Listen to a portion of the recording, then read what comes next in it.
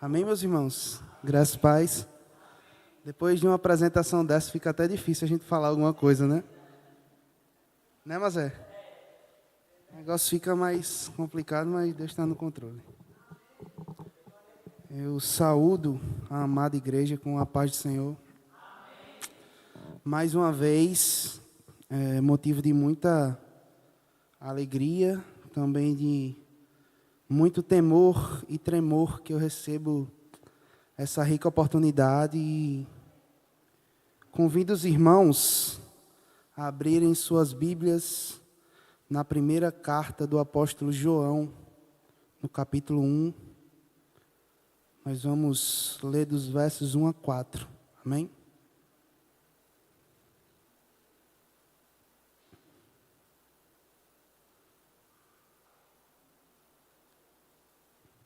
Quem achou, diga amém.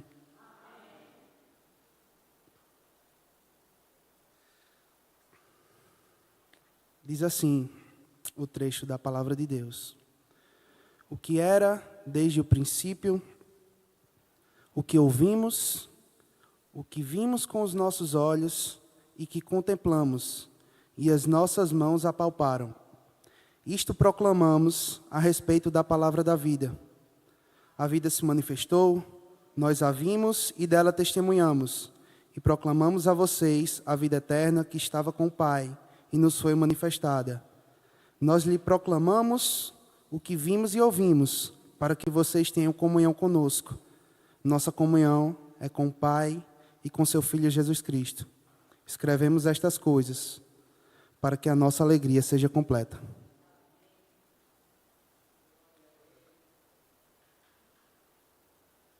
Irmãos, vamos curvar nossas cabeças e orar a Deus mais uma vez. Senhor, na Tua presença, Pai, eu quero Te agradecer por mais essa oportunidade que o Senhor me concede de estar aqui como um ministro humilde do Teu Evangelho, Pai. Te peço que o Senhor não atente para as minhas imperfeições, para as minhas falhas e os meus pecados, Pai, mas que o Senhor olhe para mim com um olhar de graça e amor, e que em nome de Jesus o Senhor fale novamente ao meu coração e ao coração dos meus irmãos através dessa palavra. Que em nome de Jesus, Pai, que essa palavra ela venha trazer frutos nas nossas vidas, que o Senhor nos transforme e nos molde cada vez mais a Tua vontade e a Tua imagem. Esse é meu pedido e minha oração, em nome de Jesus. Amém.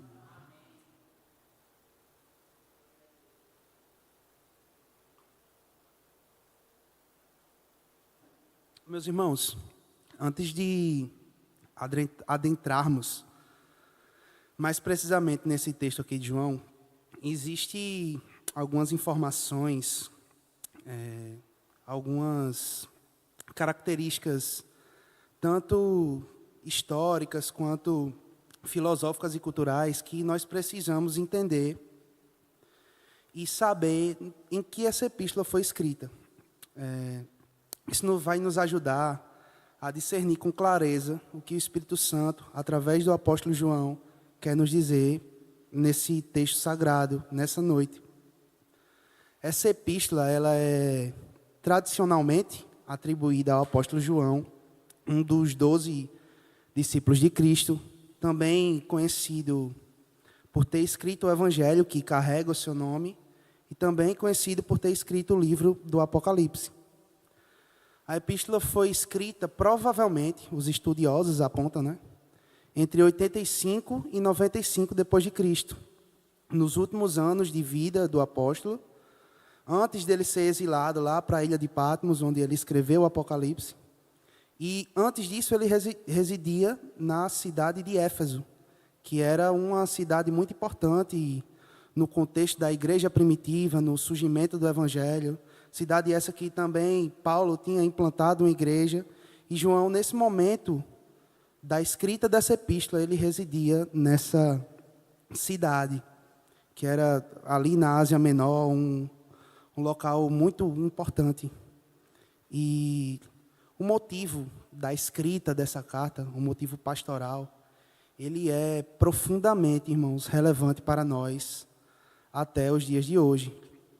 João escreve aqui a uma comunidade cristã que enfrentava sérios problemas e sérias ameaças espirituais.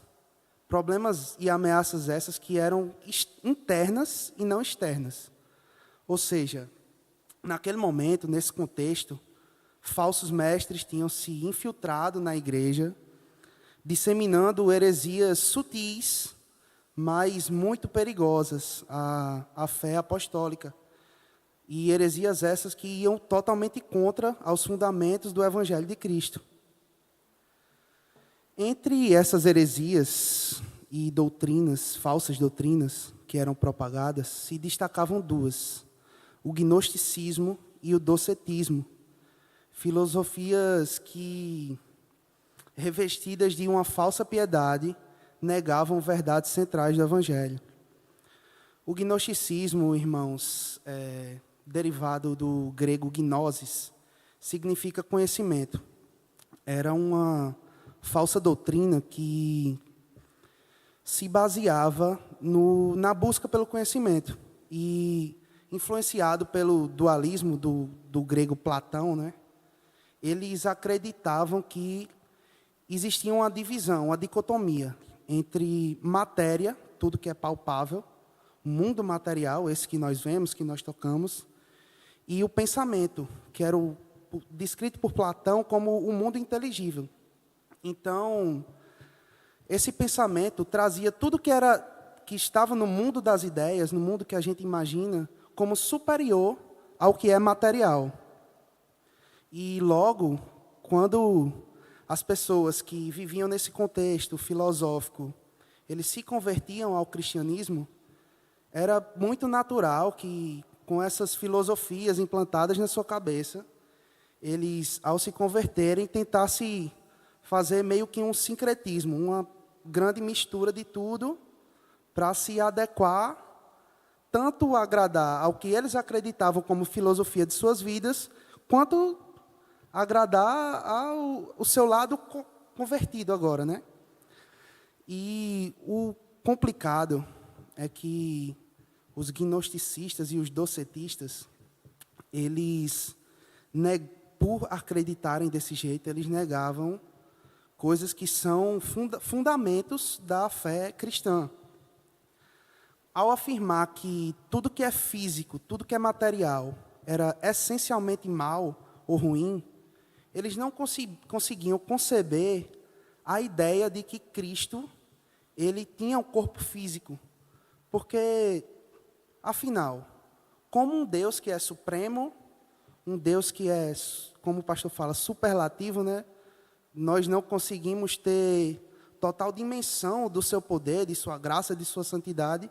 Como esse Deus se fez matéria essa que é, com que eles acreditavam, essencialmente mal. Então, não tinha, na cabeça deles, não entrava essa narrativa. E por isso, o apóstolo João, ele escreve essa carta aqui, combatendo muitas dessas heresias. Já os gnosticistas, eles acreditavam também que o nosso corpo, ele era a prisão da nossa alma. Eles faziam essa separação entre corpo e alma. E que a salvação, ela se dava por um conhecimento oculto, reservado a poucos, e não pelo sacrifício substitutivo de Cristo na cruz. Eu acredito, meus irmãos, que todos aqui entendem a gravidade dessas falsas doutrinas e o peso que isso tem contra o verdadeiro evangelho que nós acreditamos. Mas nessa noite, eu acredito que possa ter também alguém se perguntando, afinal, qual é o grande problema nisso? Ou em que ponto isso pode ser prejudicial ao verdadeiro evangelho? Ou até mesmo, na prática, o que isso é importante na minha vida, né? Precisamos ter a compreensão que essas distorções feitas por essas falsas doutrinas comprometem diretamente a verdade fundamental do evangelho. Pois se Cristo não veio em carne, se ele não tinha um corpo físico, se ele não foi plenamente Deus e plenamente homem, sendo assim, não houve sacrifício substitutivo real na cruz. Logo, a nossa redenção, a nossa salvação, ela estaria anulada. E é diante dessas verdades que o apóstolo João, ele se utiliza da sua autoridade apostólica e do zelo pastoral que ele tinha pelas pessoas que eram destinatários dessa carta, reafirmando aos crentes a verdade do evangelho encarnado. Ele combate a mentira com a luz da verdade e apresenta a pessoa de Jesus Cristo, o verbo da vida. Deu para entender aí?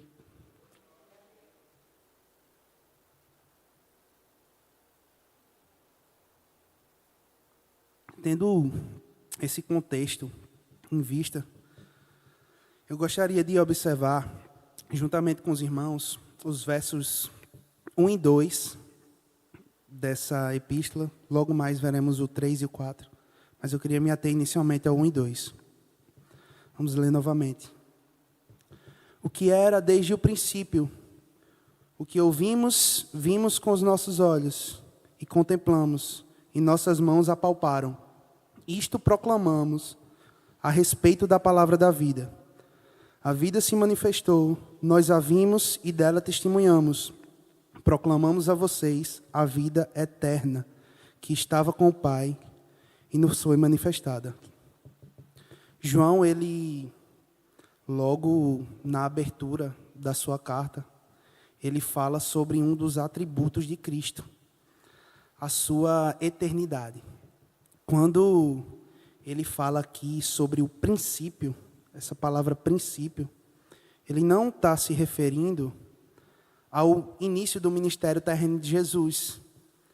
Quando não está se referindo ao momento que Jesus foi batizado e logo após ali começou seu ministério terreno, onde ele fez vários milagres até o momento da crucificação. Também não está se referindo ao momento que Jesus nasceu de Maria, ao momento que ele foi concebido. João aqui, ele também não está se referindo exatamente ao momento de Gênesis 1:1, quando diz lá, no princípio criou Deus os céus e a terra.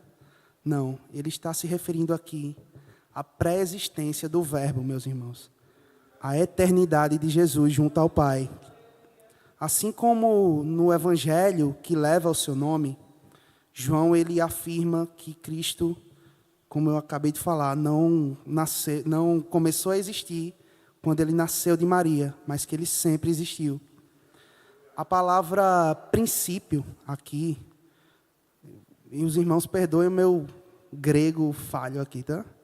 No original grego, arquê, significa fonte ou origem, mas também pode ter sentido de poder e autoridade. João aqui, ele está afirmando não apenas que Jesus estava quando todas as coisas foram criadas, mas ele também é o supremo governante desse universo, meus irmãos. Cristo, ele é o princípio e o fundamento onde todas as coisas subsistem. Ao entendermos a eternidade de Cristo, compreendemos que ele não é uma criação, ele não surgiu em determinado momento da história, mas ele é o próprio Deus eterno, sem começo nem fim. Ele é o alfa e ele é o ômega. Isso é um ponto, irmãos, vital para a nossa fé. Pois se Cristo não fosse eterno, ele não poderia ser o nosso Salvador. Ele não poderia pagar por uma eternidade que estávamos condenados a sofrer.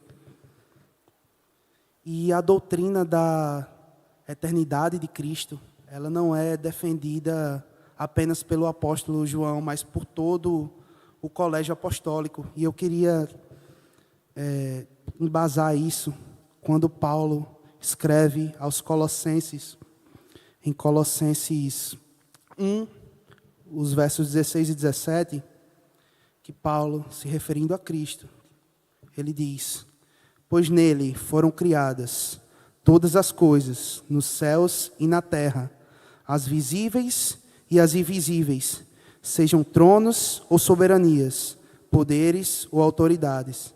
Todas as coisas foram criadas por ele e para ele.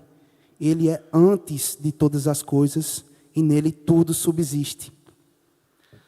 Essas verdades citadas aqui me fazem lembrar quando João Calvino ele descreve a relação de Deus com o tempo, e ele fala da seguinte maneira: falamos de Deus de maneira mais apropriada quando dizemos que Ele é o eterno governante de todas as coisas, que nunca teve princípio e não terá fim. Pois onde quer que se faça menção do tempo, deve-se lembrar que Ele é uma forma da criatura e não do Criador.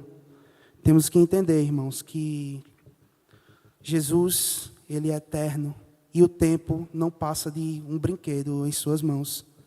Ele não se prende ao tempo, Ele não se prende ao espaço, como acho que em Eclesiastes, Salomão vai dizer que nem os céus, nem a eternidade podem conter o tamanho de Deus.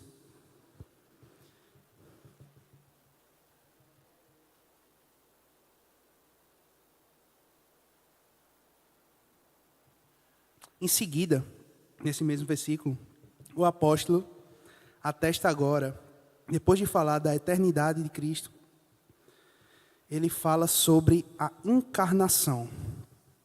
Dentro desse contexto, precisamos entender, irmãos, a autoridade do apóstolo João ao escrever essa carta.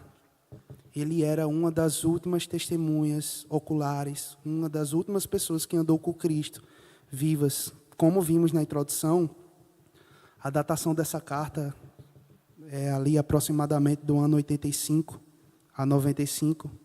E João, ele era das últimas testemunhas do Cristo encarnado. Então, ele era uma grande autoridade a falar sobre esse assunto. Ele era um dos seus 12 discípulos que acompanhava Jesus de perto. Ele é descrito muitas vezes como o discípulo amado por ele mesmo, né? No seu evangelho.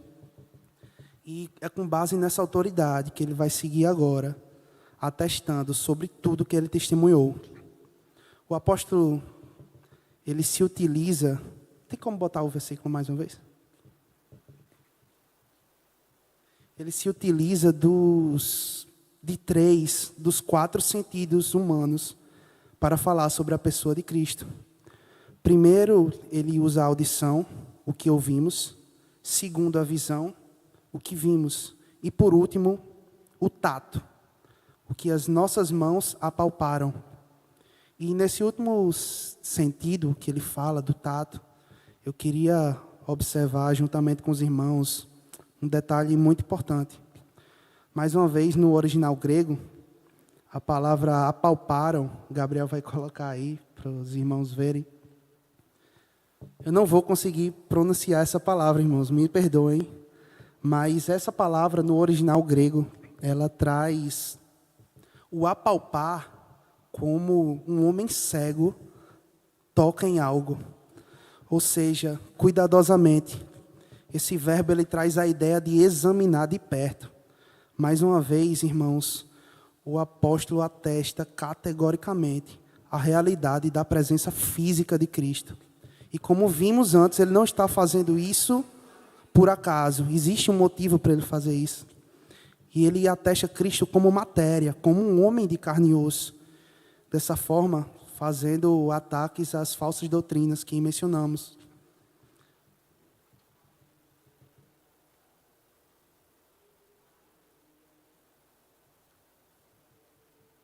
Após afirmar que Cristo é eterno, que era desde o princípio, ou seja, o Deus eterno, João declara que esse mesmo Deus eterno, além do que nós podemos compreender, que transcende a nossa capacidade, esse Deus ele entrou na história. O Verbo eterno se fez carne, foi visto, ouvido, contemplado e até tocado.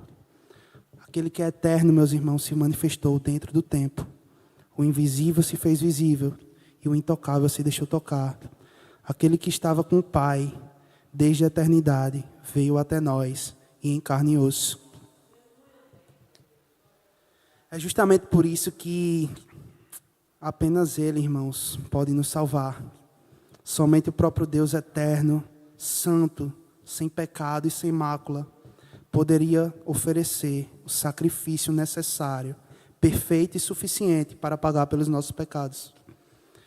Como sempre recordamos nesse púlpito, a nossa salvação, ela não vem por um tipo de conhecimento que nem sabemos o que é ou que está reservado a poucos. Mas a nossa salvação, ela vem no sacrifício real, histórico e substitutivo de Cristo na cruz. Se Jesus não tivesse assumido plenamente a nossa humanidade, sendo 100% homem, Ele não poderia ter morrido por nós. Ele não poderia ser o nosso representante. E se Ele não fosse 100% Deus, o seu sacrifício não teria um poder eterno. Negar a encarnação de Cristo é também negar a sua morte e, consequentemente, a sua ressurreição. Se sua encarnação, a sua morte e a sua ressurreição não são fatos concretos e reais, irmãos, então a nossa fé seria vazia, inútil, vã, e ainda estaríamos mortos em nossos delitos e pecados. Como diz o apóstolo Paulo aos Coríntios, em 1 Coríntios 15, versículo 14, ele diz assim: se Cristo não ressuscitou, é inútil a pregação, a nossa pregação, como também é inútil a fé que vocês têm. E após falar sobre a eternidade de Cristo, a sua encarnação, o apóstolo se refere agora no versículo 2 a Cristo como a vida. Vida essa que, como vimos, ela não é e nem será passageira, mas eterna. Quando ele nos diz, como ele fala, o que vimos e testemunhamos, ele reforça ainda mais o seu papel como testemunha ocular do ministério de Cristo. Quando vemos, irmãos, o apóstolo João defendendo os ensinos do Evangelho, aqui nós podemos tirar um grande ensinamento para as nossas vidas, que é justamente isso que nós devemos fazer. Essa é exatamente a postura que nós devemos assumir. O apóstolo, ele é categórico nas suas afirmações. Ele não deixa espaço para especulações. Ele defende o Evangelho de forma direta, sem rodeios, para que a pessoa de Cristo seja engrandecida. E que assim também sejamos. E também vemos outra realidade para as nossas vidas, que precisamos conhecer mais e mais sobre Cristo, sobre a sua palavra, para que possamos nos defender e defender o Evangelho das heresias e das falsas doutrinas. Se não formos conhecedores, irmãos, da sã doutrina, seremos levados por qualquer vento de falsa doutrina, de um lado para o outro. No verso 3, prosseguindo, João diz: nós lhes proclamamos o que vimos e ouvimos, para que vocês também tenham comunhão conosco. Nossa comunhão é com o Pai e seu Filho Jesus Cristo.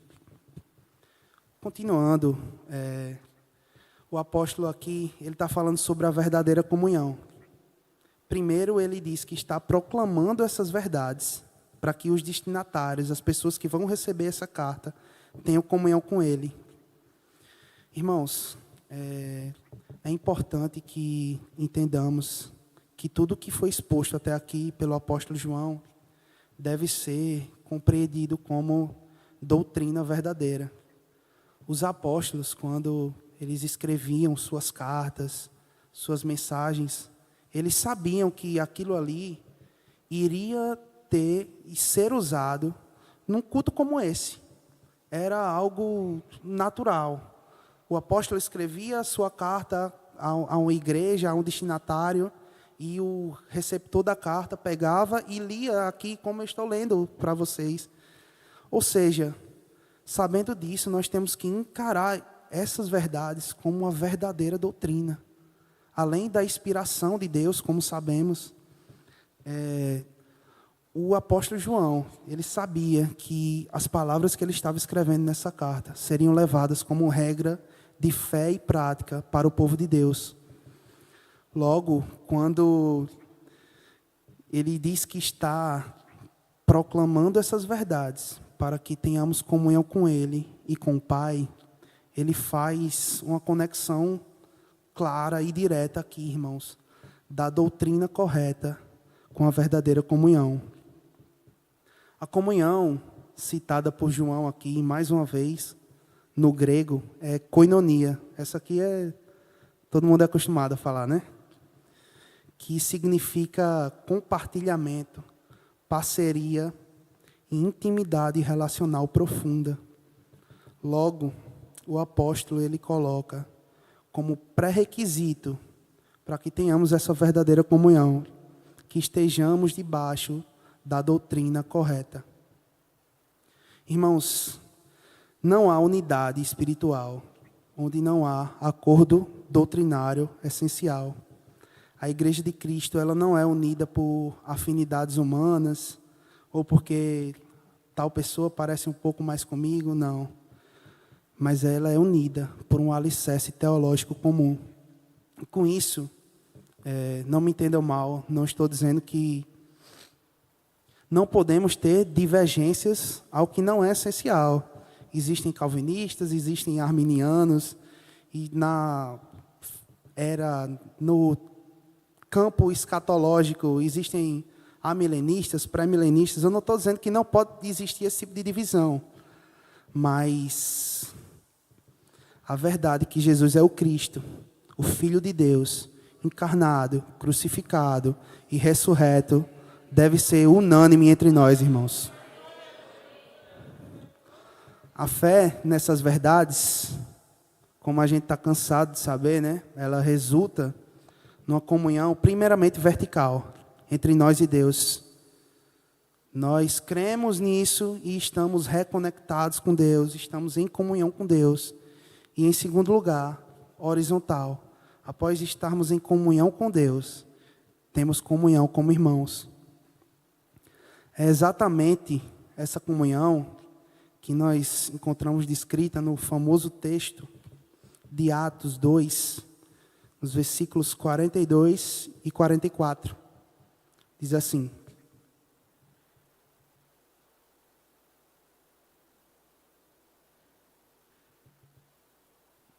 e perseveravam na doutrina dos apóstolos, e na comunhão, e no partir do pão, e nas orações.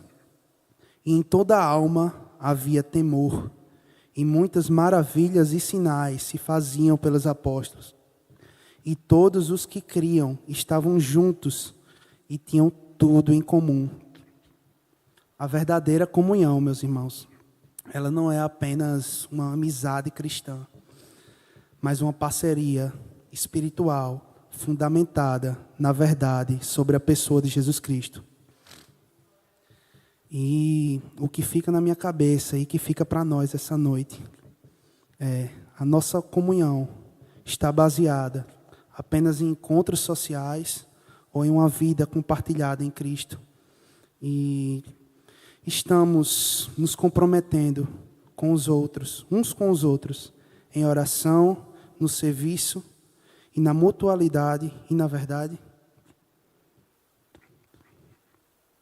Verso 4. O apóstolo segue dizendo: escrevemos estas coisas para que a nossa alegria seja completa. Nesse ponto aqui, a gente nota que o apóstolo se utiliza da palavra nós, né? A primeira pessoa do plural. E isso pode nos levar a alguns questionamentos, mais uma vez. Por que ele escreve no plural? Será que há mais de um autor nessa carta? E a resposta para isso ela é simples e literal.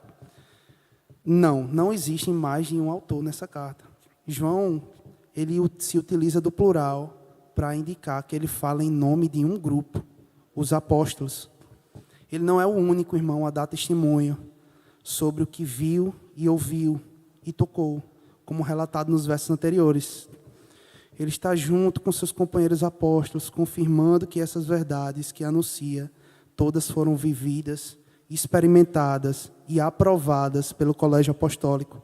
Testemunhas, mais uma vez, oculares da vida e do ministério de Cristo. O pastor Simon Kistemaker, no seu comentário, ele parafraseia esse versículo de uma forma que nos ajuda muito a entender.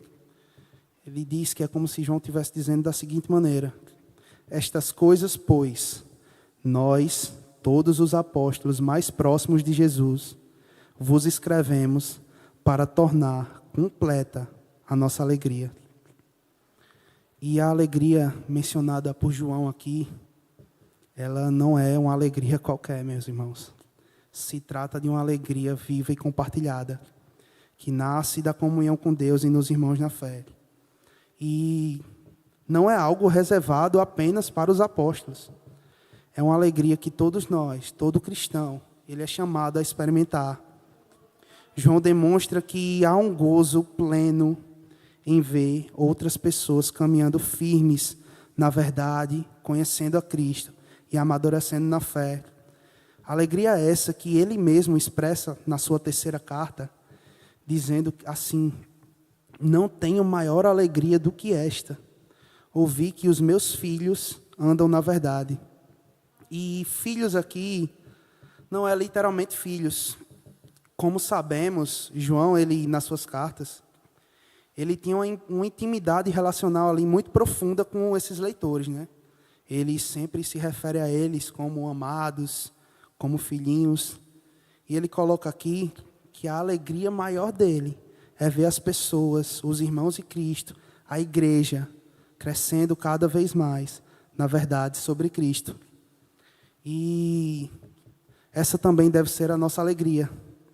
Ver pessoas conhecendo Jesus, crescendo na graça, sendo transformadas pela palavra, vivendo em comunhão com Deus e com a igreja.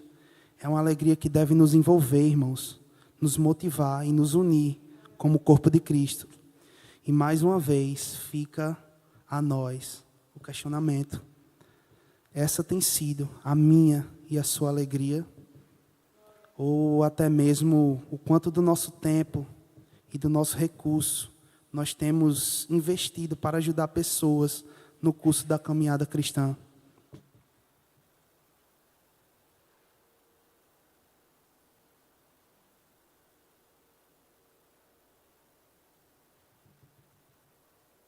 Nessa noite, Deus fala ao nosso coração, através da sua palavra, sobre, primeiro, a importância do conhecimento a respeito de Cristo, tanto como Deus eterno, quanto como Deus encarnado, e também como uma mensagem que devemos testemunhar. Mais uma vez, ele fala conosco, irmãos, sobre coisas que são tão básicas a todo cristão, que todos nós sabemos, que precisamos conhecer para ter uma vida cristã plena. Não tem como, irmãos, nós termos uma relação plena com Deus, uma relação saudável com Deus, se não o conhecermos. Como muitas vezes nós damos esse exemplo, né? Se eu conhecer a irmã Mazé, eu vou saber o que ela gosta. E para agradá-la, eu tenho que justamente saber o que ela gosta que eu faça. E onde Deus deixou o que Ele quer que nós façamos é na sua palavra. Não há, irmãos, revelação maior do que a Bíblia Sagrada. Deus, Ele nos deu um presente. Com certeza a irmã Mazé não tem um livro escrito tudo que ela gosta para quando ela conhece uma pessoa, ela dizer: ó, aqui, está aqui. Estuda aí o que eu gosto, né? Mas Deus, Ele nos dá essa rica oportunidade. E Deus nos chama hoje a nos afastarmos da superficialidade e nos aprofundarmos no Evangelho. Meu desejo e a minha oração é que cada um de nós saia aqui essa noite, cada vez mais, com desejo e vontade de conhecer mais a Cristo, de querer buscar crescer no entendimento da sua palavra, para que assim, como eu falei, possamos colocar em prática, com a ajuda do Espírito Santo de Deus, tudo aquilo que aprendemos. E sendo assim, meus irmãos, que tenhamos essa alegria, como João, essa alegria contagiante, ver os outros andando na verdade, amadurecendo na fé e crescendo na graça. Que nossa alegria ela não esteja, como eu preguei aqui na outra vez, nas coisas temporais, mas que a nossa alegria esteja em participar da obra eterna de Deus. Ver almas sendo transformadas, famílias restauradas e vidas rendidas ao Senhor Jesus. Aqui, mais uma vez, nós vemos o bom e velho evangelho, né? Buscar satisfação em Deus e não nas coisas desse mundo. E por fim, que o nosso coração se junte ao do apóstolo João e ao dos demais irmãos em Cristo, dizendo: estas coisas o escrevemos para que a nossa alegria seja completa. Eu quero agradecer mais uma vez essa rica oportunidade. E eu espero que Deus tenha falado ao coração dos irmãos da mesma maneira que Ele falou ao meu. Amém.